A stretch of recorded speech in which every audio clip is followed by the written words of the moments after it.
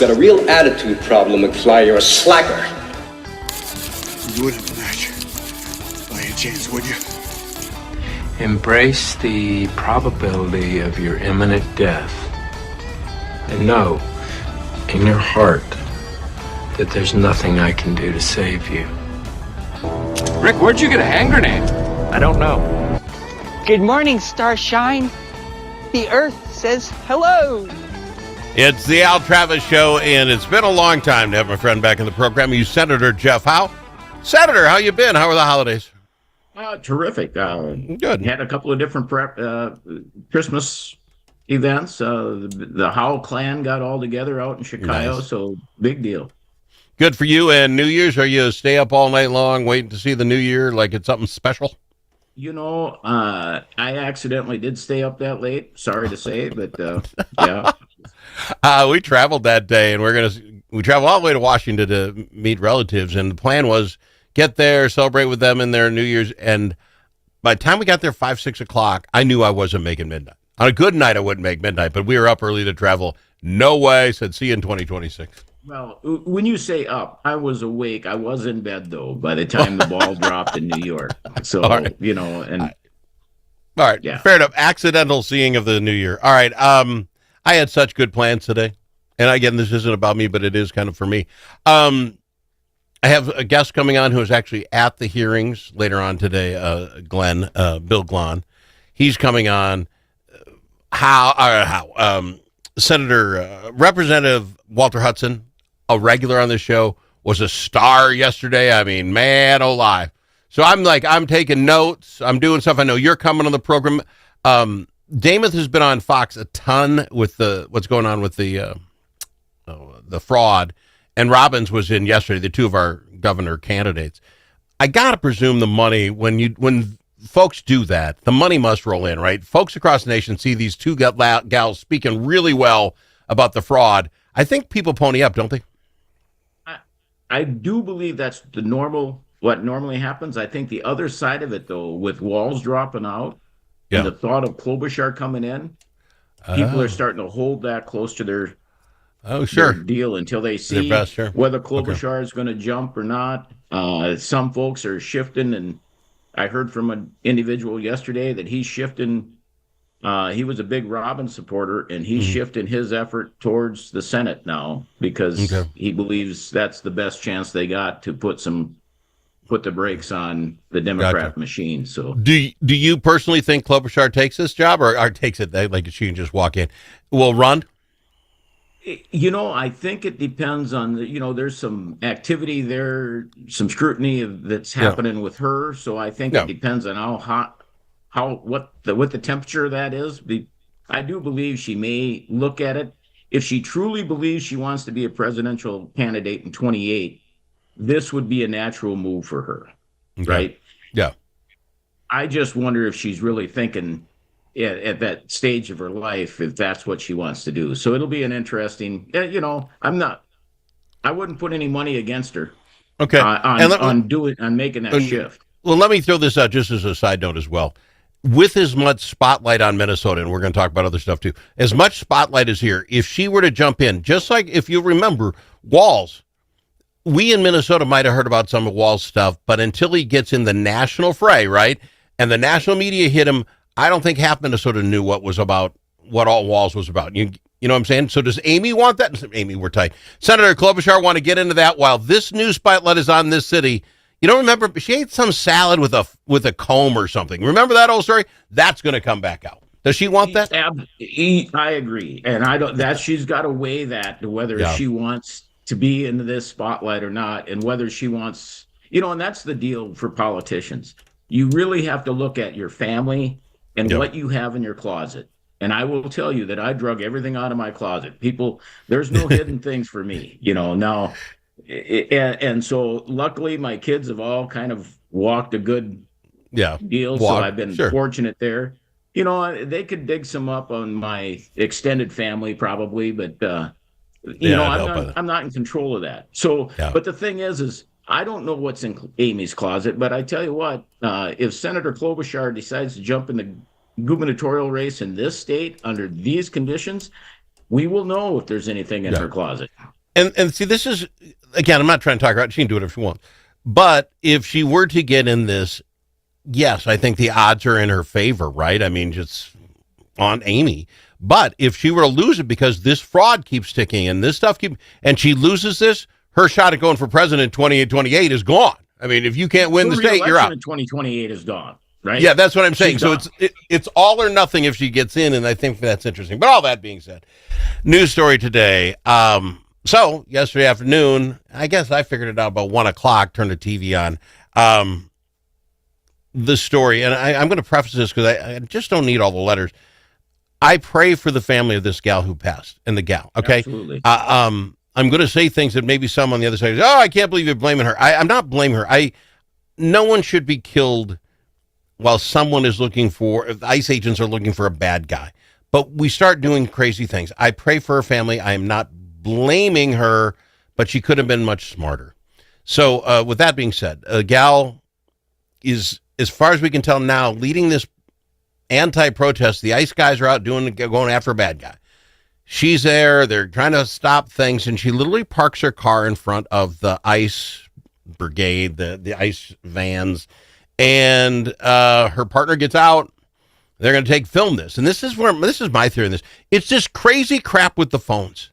I'm going to get famous. I'm going to get a bunch of recruits to follow me because I got this perfect video of me alone, lady stopping ICE. And then tragedy happens because these guys aren't mucking around. They're going against bad hombres with guns. They're in a tight situation. And now you're going to be this. And did you try to run him over? Maybe you did. Maybe you didn't. But he doesn't have that thought. Your thoughts on it, sir? Where do we go from here? What happens?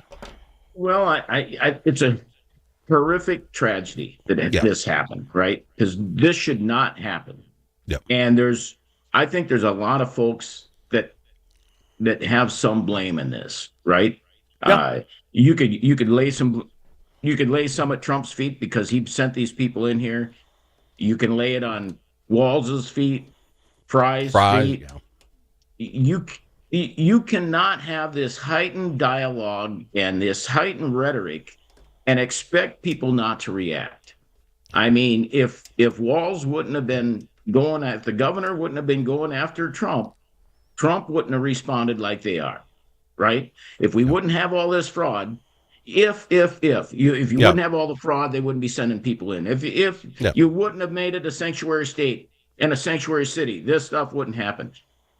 All of this plays into what we currently have. And unless the folks start talking and trying to die down the rhetoric and try to calm people down and not incite people to go and confront the ICE agents and the federal folks, bad things like this escalates to where it gets out of hand. And I agree. We're not in that woman's head, right? Yeah. Yep. You were not in that ICE agent's head. You know, I think back to war. When we're going and doing convoy operations, combat logistic patrols, and I got some young E4 up in the turret. And I'm telling that young man, we're in Iraq, we're in their country. Give them the benefit of the doubt. Maybe they're just thinking about something else, thinking their kid in the backseat, whatever, not thinking about work, and they're not thinking about that big truck coming at them. Give them the benefit of the doubt. But on the other hand, young man, do not let that vehicle into my convoy. Don't let that explosive vehicle into my folks. You stop him. Yeah. And these are decisions they have to make in a second. Agent making that life and death decision. He doesn't know if that thing's going to run him over or not. He can't see the tires. He doesn't know if they're turned his way, the other way. Got no idea. But all you see is this car moving forward at him. What do you expect him to do? He's already drawn because you put it in drive, and he's standing not in the middle, but he's standing in front of you.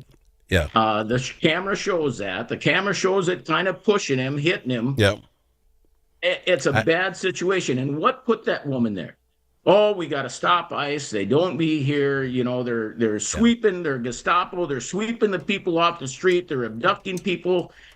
You can't be doing that. You can't be doing that rhetoric. We need peace. We need calmness. We need to calm people down. And then when the governor comes out and says, we're gonna activate the National Guard against ICE, and I'm going, you spent 24 years in the National Guard, and you don't know that you can't do that? Yeah. He can do all those other things, protect us from natural disasters and all the rest of the stuff, and riots and whatever. But you can't put him up against federal agents, because there's one commander in chief above you who can turn around and just federalize those folks, and now they listen to him. See, and to get beyond the leave now thing, I think we heard Fry get the F out of here. Walz said to both Trump and we're done with you. We don't need you. Senator Smith is out. The lead Democrats are all saying to the ICE agents, get out of Minnesota. I want to go to break. On the other side, I'm going to ask you, then what? So far as we know, 1,000 bad hombres, folks with criminal records. Now, these aren't your friendly neighbors. 1,000 of these guys have been plucked from Minneapolis, St. Paul. 1,000. What were you doing? Would Fry, Walz, or Smith have taken care of any of those 1,000 bad guys if it weren't for ICE? We'll talk about it on the other side. I'll give you time to think. It's Senator Jeff Howe on the Al Travis Show. Think about it. A famous politician once said, "You're entitled to your opinion, but you are not entitled to your own facts." But in a world full of AI and fake news, where can Minnesotans find the facts? Center of the American Experiment is Minnesota's go-to source for fact-based analysis and common sense solutions for taxes, energy, public safety, and our kids' education. Visit AmericanExperiment.org for more information. Think About It is brought to you by Center of the American Experiment, Minnesota's think tank. There's never a good time for car trouble, especially when you've got places to be. Whether it's a mysterious rattle under the hood or just time for that routine oil change, you need a mechanic you can trust. That's where Jay's Auto in Blue Earth comes in. From strange noises to engine diagnostics, Jay and his team provide honest service at a fair price.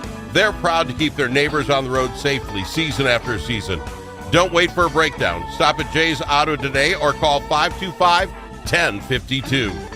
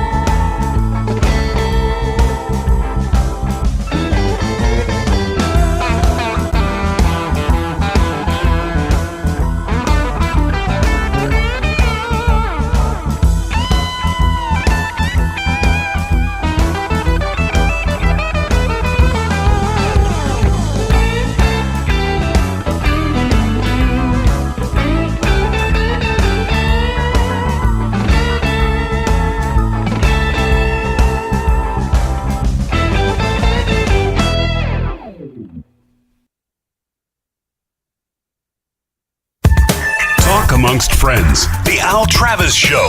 Nothing but talk. I've got Senator Jeff Howe with us. Senator, you understand how this coordination thing works. One of the things that Fry and Walls both said in their conferences was that they get no info. These bandits are just coming in. The ICE guys are just doing their thing. No coordination. Sir, if this was normal times, let's say before Orange Man became president, and we started making sanctuary cities, Minneapolis is a sanctuary city.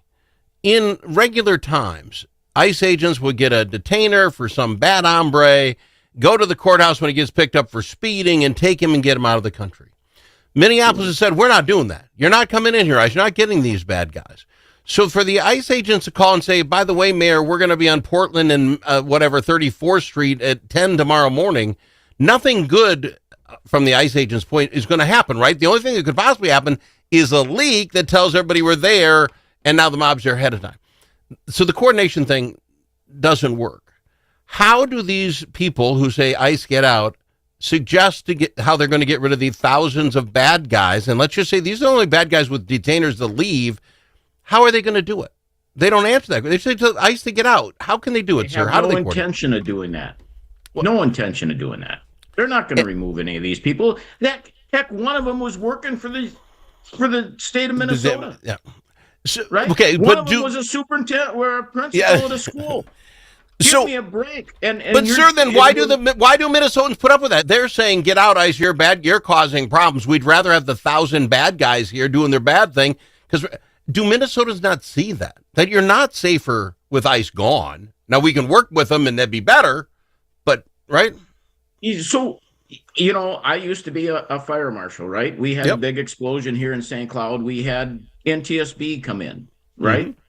I worked with NTSB to figure out the cause of the explosion. When do we stop working with our federal partners? And when you stop working for the federal partners, does that come at a cost? Yep. And what is that cost? And is that worth whatever you're getting? And when did we stop having critical thinking? When did we stop thinking about what are the second and third order effects? If I do this, what are the detrimental effects that may happen? Yeah. I might get a little bit of good out of it, but when did we stop that? Because I tell you what, we have when the legislation that was passed, it caused all this. A lot of this was brought up. Where's your safeguards? And there were none. You look at see that critical thinking. There's so much sitting here. Your critical thinking. Have the answers for, or we had the answers for, and the other side ignored it. Yeah. It's your critical thinking piece. It brings us back around to the young lady who was shot. And again, not blaming her, but what is your thoughts? You have 3 children, you're married, and you think if I intervene by pulling my car in front of an ICE situation, you don't see the downside. I have friends that don't travel together on planes because they don't want their kids, if a plane went down, I think that might be over the top. But I go even down to the folks that were throwing snowballs, ice balls at the cops, the guy who broke a back window of the thing. They should all be picked up. They should all be picked up. Maced in the face is okay by me, but guess what? I think if you're throwing objects at our police in the line of duty, I'm sorry, you need to go to jail. You need to have consequences, or this just steamrolls to where someone thinks I'll put my car in front of you know what I'm saying? Where's the critical thinking? I don't go to Minneapolis. Why? Because Minneapolis has nothing that I need that is going to put me in a place where they are down on police. They don't have the safety measures put in place. Yeah. They are. So I don't go there. Yeah. There is events I'd love to go to, but it isn't worth me putting me and my family at risk to go there. And that hurts not only Minneapolis, it hurts the entire state, because I'm not the only one that thinks like that. Oh. There are conventions that don't show up. And so, and that's what my point is on the critical thinking there. We have hurt the entire state by turning Minneapolis into a sanctuary state, or a sanctuary city. Same thing with the critical thinking. Why did she put herself in that situation?